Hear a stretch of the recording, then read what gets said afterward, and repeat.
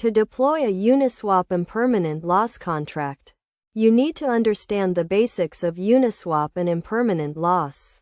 Uniswap is a decentralized exchange protocol that enables the trading of tokens on the Ethereum blockchain. Impermanent loss refers to the loss of value that can occur when providing liquidity to a liquidity pool.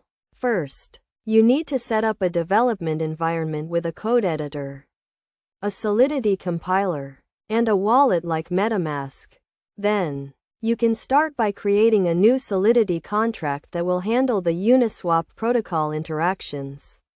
This contract will need to import the Uniswap protocol contracts and define the functions for providing liquidity, withdrawing liquidity, and calculating impermanent loss. Next, you need to deploy the contract to a test network like Rinkaby or Ropson. This will allow you to test the contract before deploying it to the mainnet. To deploy the contract, you can use a tool like Truffle or Remix. Once the contract is deployed, you can test it by providing liquidity to a Uniswap pool and then withdrawing it to calculate the impermanent loss. You can use a tool like Etherscan to verify the contract deployment and the transactions. It is essential to note that deploying a Uniswap impermanent loss contract requires a good understanding of Solidity programming and the Uniswap protocol. You should also be aware of the risks associated with providing liquidity to a liquidity pool, including impermanent loss.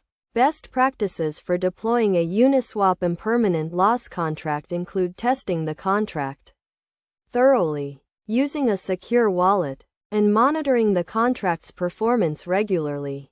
You should also keep in mind that the Uniswap protocol is subject to change, and you should be prepared to update your contract accordingly.